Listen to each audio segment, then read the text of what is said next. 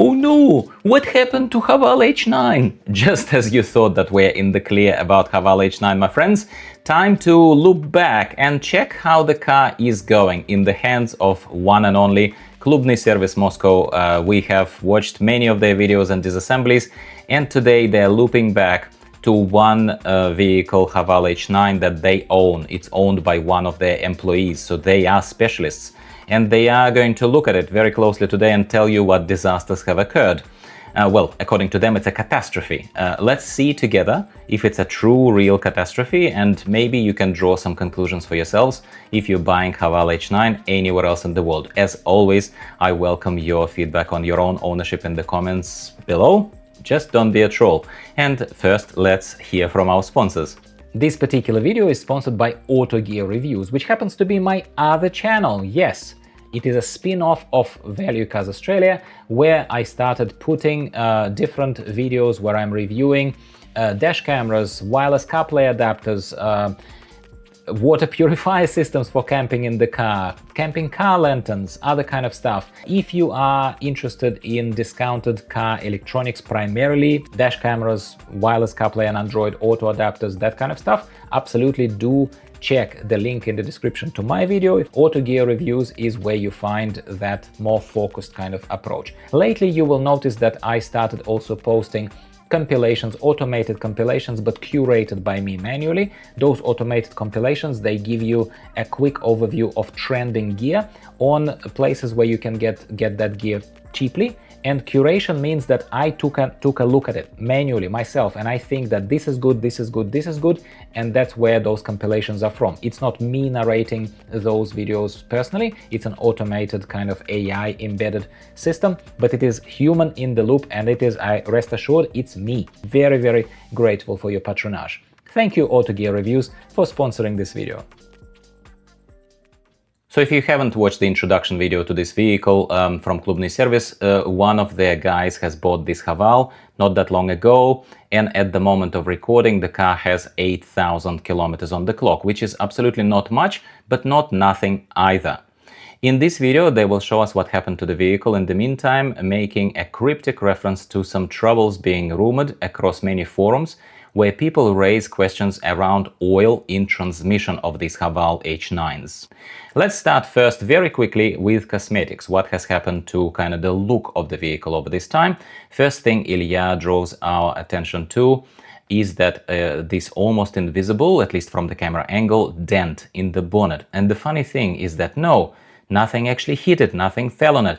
But turns out that the owner was simply closing the bonnet on occasion, applying some reasonable pressure with the palm of his hand. Yep, you're apparently not supposed to, and supposed to just drop it to lock it in place under its own weight, but well, it shouldn't be resulting in a dent anyway, even in a not a very visible one. Like, I would say no.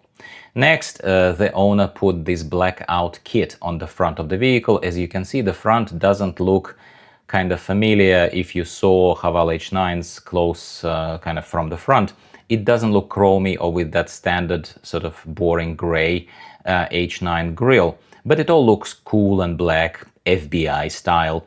So as it happens, in the wild west of central Moscow city, the owner parked the car outside overnight and woke up in the morning to discover this crack in the blackout kit's element covering the right headlight. It was clearly a minor hit and run, it happens, but here nothing can be done to repair it. It's not like you can patch it up. It's cracked and missing plastic. You would literally, if you care about it, you would have to literally replace the front. Ilya points out that there are more marks on the paint, as someone parking next to the vehicle clearly opened their door without looking and hit the side of this H9. This certainly points at unprotected paint, but also just at the fate of pitch black and cool looking FBI style cars. They look great when washed or on the showroom floor, but pick up every little dent and scratch that you wouldn't ever see on a differently colored vehicle. Some other minor markings are shown and dents on the rear panels as well. Origin of those remains unknown and mysterious, but basically Ilya remains unimpressed with the density and rigidity of the alloys that are used in assembly of the panels, of the outer panels of H9's body. take it for what you will. Now they're going to lift the vehicle and show you why you came here and what you came here to see, if there is any damage to suspension, and finally they will drain the transmission oil and see what's up with that, if anything, of course. Ilya shows us some oil on his finger here, some residue that was drained from the front axle elements first.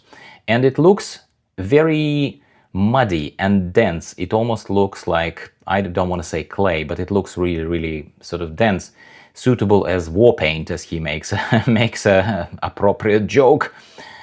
He says that the owner should change the oil in these vehicles after the first 2,000 kilometers. At least he, as an expert, recommends that, as that distance is objectively needed for various parts inside of the axle to rub against each other, obviously by design, and they will muddy up that oil, which is normal. But having this mud by 8,000 is already unacceptable. And they will come back to this point a little bit later, because we will compare it to official logbook recommendations. Because if you think that your dealer would deal with that, well, not so much.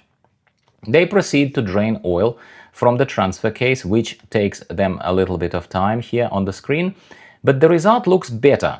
And Ilya comments on the color and relative transparency of the liquid, which apparently is to be expected and normal, and that's a properly working module right there. So this is good.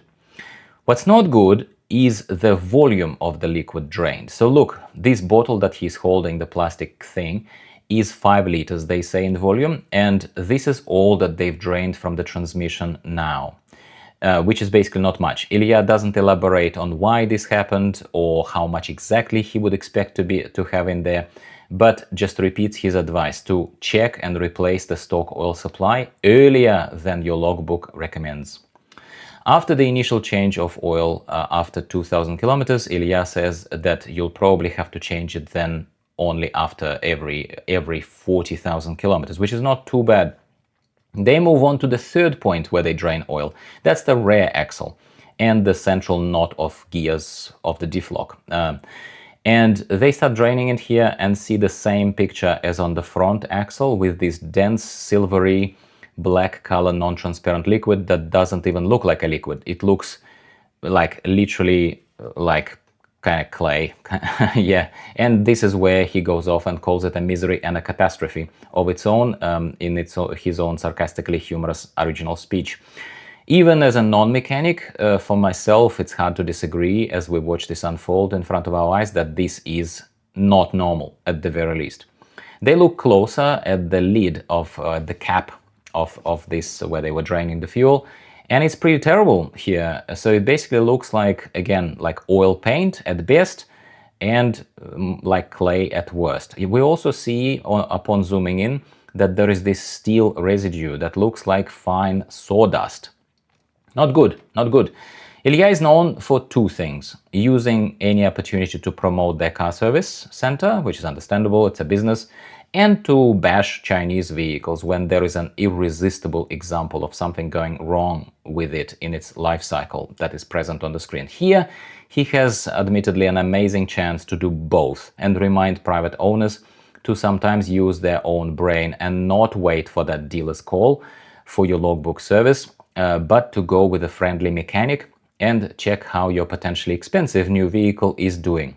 And that China-made is China-made, in his humble opinion. So you can expect shenanigans, so to speak. I'm not sure personally about HAVAL's service interval recommendations anywhere else in the world, but at least in the Russian context, Ilya says that dealer's recommendation is to change the oil for the first time after 36 months of initial use, that's 3 years, as long as you don't exceed 40,000 kilometers in that time. First time. They will look at it only then in both axles and diff locks. Very, very late, according to him, given what we've just been shown. And transfer case oil is recommended for the first change at 50,000 kilometers, which may be okay, as we saw the oil there was sort of acceptable just now, and transfer case liquid seemed rather okay to Ilya's very critical eye, admittedly. But the volume of it, again, how much is left in there, how much was originally poured into it, no one says it's leaking, but it's just very low anyway, by every stretch of imagination. No one knows why. They are checking Frontal suspension quickly, most elements of which are made of cast iron. We've seen the disassembly of this vehicle, so don't need to dwell on that, and neither they do a particularly detailed job here reviewing it. He points out that there is thankfully no aluminum parts here. It all seems to be okay, and not asking for extra criticism. Then they move on slowly to the rear suspension, which is more solid than the first one, obviously.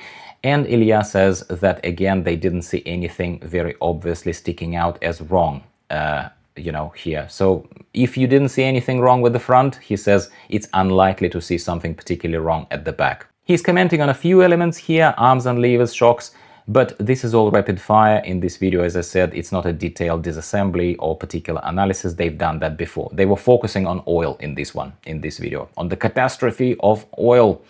As an interesting final note from Ilya, he says that he shared his plans with us to buy a used Tank 300. Yes, that's his current plans. And then he's planning to rip it apart, disassemble it, and review it properly after 2-3 years of heavy use. I'm going to keep an eye out for that particular video, as reviewing new or near new vehicles is always interesting and joyful, sometimes embarrassing for the car maker and stuff, but a used Chinese 4x4 in their hands promises to make for a very interesting and controversial show as always, so make sure you don't miss that one either. And this is it, my friends. I still like HAVAL H9. I still think it's good value for money where it's available in the world, in my humble opinion. But again, I think this is a very valuable, very simple to follow also advice from a mechanic. If this is your car, if it's not on an elevated lease, if you paid for it with your hard-earned cash, yes, it might be on a warranty and other kind of stuff, but you probably don't want to push your luck too much, because what if certain thing is covered by warranty and certain thing isn't? It goes into nuances, you just don't want it.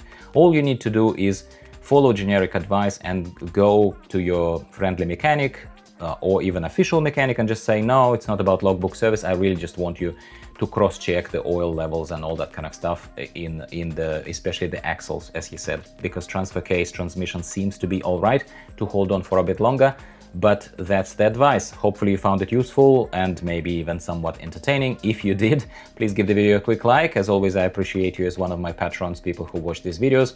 And in the next one, we're going to go back to the lengthy comparison of BAO 212 with Tank 300. We still haven't finished that one. Please don't think that I forgot, but I thought this was a nice, healthy intermission.